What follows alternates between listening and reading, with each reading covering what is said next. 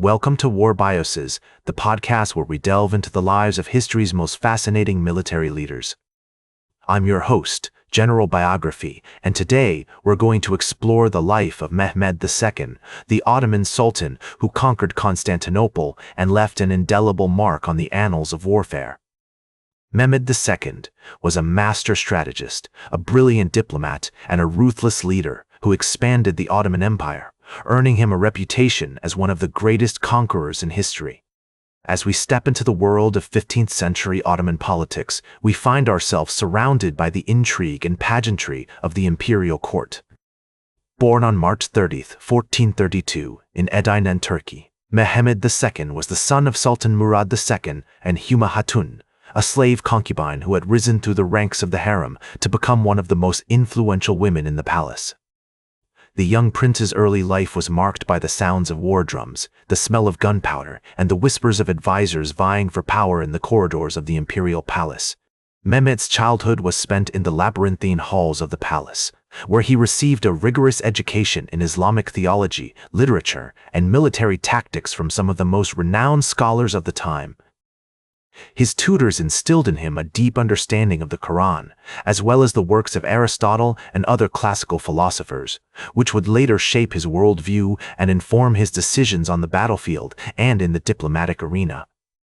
The young prince was fascinated by the stories of his ancestors who had founded the Ottoman Empire and expanded its borders through conquest, and he spent hours listening to the tales of his father's campaigns, studying the tactics and strategies that had brought the Ottomans to the gates of Constantinople.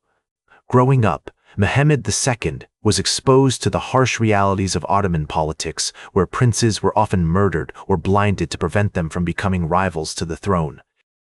His father, Sultan Murad II, had seized power at a young age and had faced numerous challenges to his authority, including a rebellion by his own brother. This tumultuous environment taught Mehmed II the importance of cunning, adaptability, and ruthlessness in the pursuit of power.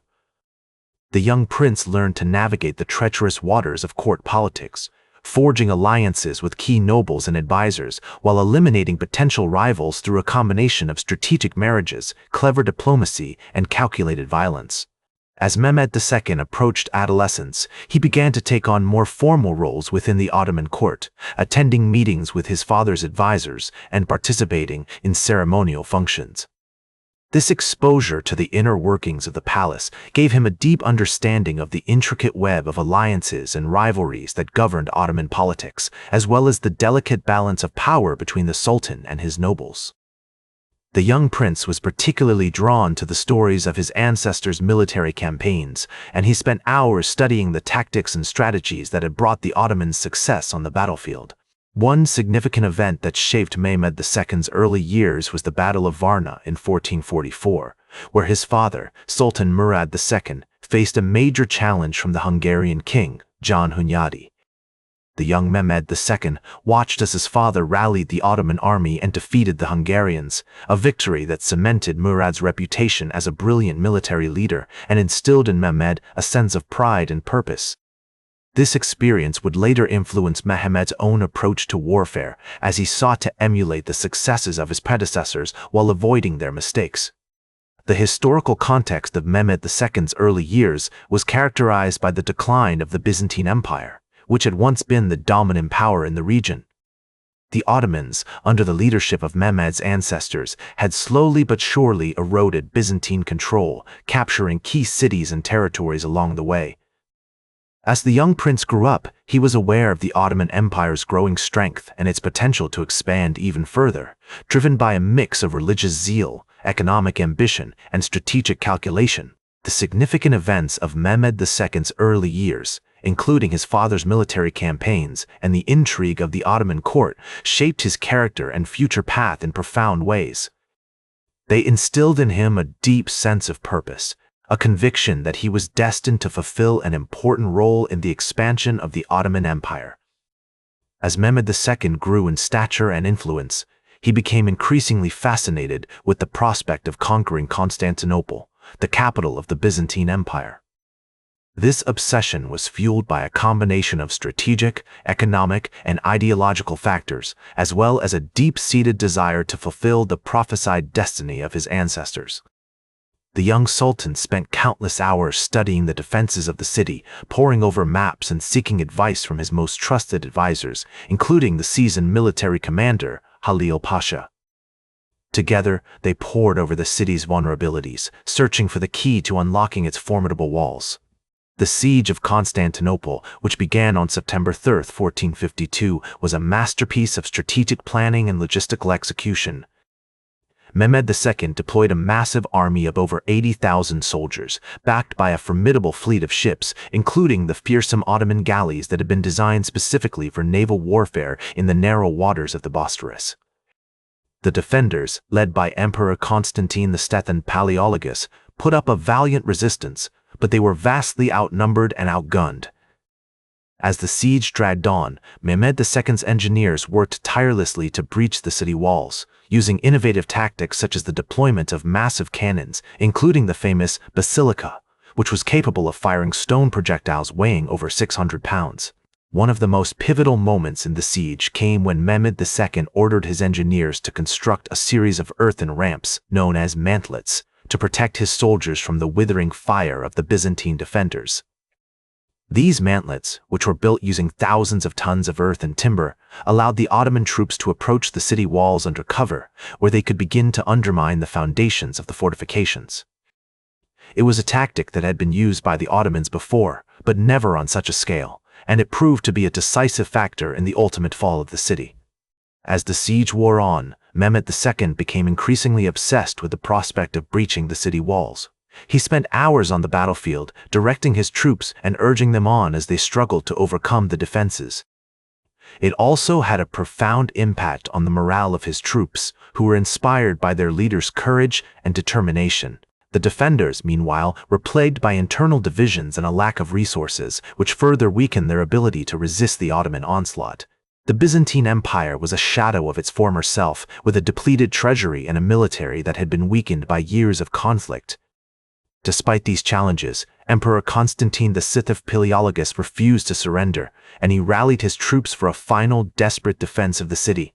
On May 29, 1453, after a siege that had lasted for 53 days, the Ottoman troops finally breached the city walls.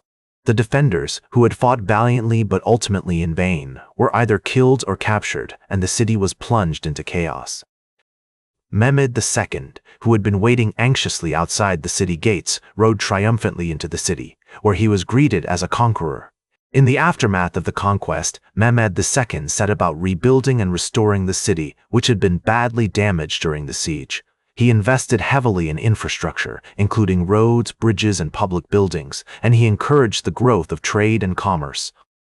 The city, which was renamed Istanbul, quickly became a thriving center of culture and learning, attracting scholars, artists, and merchants from all over the world. As Mehmed II's reputation as a military leader and statesman grew, so too did his relationships with other contemporary leaders. He corresponded regularly with the rulers of Europe, including the Holy Roman Emperor, Frederick III, and the King of Hungary, John Hunyadi. These diplomatic exchanges often involved complex negotiations over trade agreements, border disputes, and military alliances, and they demonstrate Mehmed II's skill as a strategist and diplomat.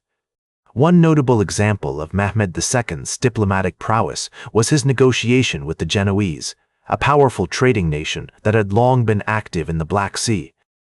In 1453, he signed a treaty with the Genoese, granting them extensive trade privileges in exchange for their recognition of Ottoman sovereignty over Constantinople. This agreement not only secured valuable economic benefits for the Ottomans, but also helped to establish Mehmed II as a major player on the international stage.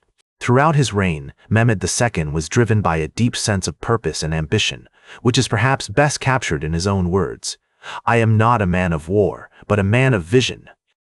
I see a world where East and West are united, where trade and culture flourish, and where the Ottoman Empire stands as a beacon of greatness." This vision, which was rooted in a combination of Islamic ideology, Turkish nationalism, and personal ambition, would continue to shape Mehmed II's actions and decisions for the rest of his life. As he looked out over the city of Istanbul, Mehmed II knew that he had accomplished something truly remarkable. He had conquered one of the greatest cities in the world, and he had done it through a combination of military genius, strategic planning, and diplomatic skill. But he also knew that his work was far from over. The Ottoman Empire still faced many challenges, from the threat of rival powers to the need to rebuild and restore the city of Istanbul. Mehmed II was ready for these challenges, however, and he was determined to leave a lasting legacy as one of the greatest leaders in history. In the years that followed, Mehmed II would go on to conquer much of Eastern Europe, including the Balkans and parts of Hungary. He would also expand Ottoman trade and commerce, establishing his empire as a major player in the global economy. And he would leave behind a legacy of cultural and architectural achievements, including the magnificent mosques and palaces that still stand today in Istanbul. As Mehmed II's reign progressed, he continued to expand the Ottoman Empire with unyielding fervor, conquering much of Eastern Europe and establishing his empire as a major player in the global economy. The sound of clashing steel, the scent of gunpowder, and the cries of the fallen still echoed through the battle-scarred landscapes of his campaigns. His military genius, forged in the crucible of war, allowed him to outmaneuver and outflank his opponents at every turn, earning him a reputation as one of the greatest commanders in history. He also invested heavily in the arts and architecture, commissioning numerous grand buildings that would stand the test of time. The Süleymaniye Mosque, its towering minarets piercing the sky like shards of splintered sunlight, became a masterpiece of Ottoman architecture, a symphony of stone and light that continues to inspire awe in all who behold it. One of Mehmed II's most significant later contributions was his patronage of scholars and intellectuals who flocked to Istanbul from all over the world to take advantage of the Sultan's generosity and support. The Ottoman Imperial Library, a treasure trove of ancient texts and forbidden knowledge, became a beacon of learning, attracting the greatest minds of the age like moths to a flame. The University of Constantinople, founded by Mehmed II, became a hotbed of intellectual inquiry, where scholars debated the finer points of philosophy, theology, and science, shaping the course of human understanding for centuries to come. He was a man of great vision and energy, driven by an insatiable hunger for power and knowledge. Yet, he was also prone to fits of rage and bouts of melancholy, his emotions as mercurial as the winds that swept across the Bosphorus. His relationships with his family members were often tumultuous, marked by periods of tenderness and brutality in equal measure. Despite his many achievements, Mehmed II's later years were marked by personal struggles and tragedies. He suffered from poor health, his body racked by the accumulated toll of countless battles and campaigns. The scars of war, both physical and emotional, had taken their toll on the Sultan, leaving him a shadow of his former self. His relationships with his family members continued to deteriorate, marked by power struggles and betrayals that would ultimately contribute to the end of his reign. In 1481, Mehmed II died suddenly while on campaign in Asia Minor, at the age of just 49. The news of his death sent shockwaves throughout the empire, as if the very foundations of the Ottoman state had been shaken to their core. His funeral procession, a grand affair marked by pomp and circumstance, wound its way through the streets of Istanbul, as mourners from all walks of life came to pay their respects to the fallen sultan. Mehmed II's legacy is complex and multifaceted, reflecting both the brilliance of his achievements and the brutality of his methods. As the Ottoman historian Mustafa Alil wrote, Mehmed II was a man of great ambition who left an indelible mark on history. His conquests and reforms changed the course of human events, and his patronage of scholars and intellectuals helped to shape the modern world. The historian Donald Nicol echoed this sentiment, writing, Mehmed II was a true Renaissance prince who embodied the spirit of adventure and discovery that defined his age. His story is one of triumph and tragedy, of brilliant achievement and human frailty. It is a reminder that even the greatest leaders are complex and multifaceted, shaped by a multitude of factors that defy easy categorization. In the end, Mehmed II's legacy continues to shape our world, from the grand architecture of Istanbul to the intricate politics of the modern Middle East. As we march towards victory, we would do well to remember the lessons of Mehmed II's life, a reminder that even the greatest achievements are built on the foundations of human frailty and fallibility. That's all for today's War Bios. Remember to like, share, and subscribe, and until next time, I'm General Biography reminding you to keep marching toward victory.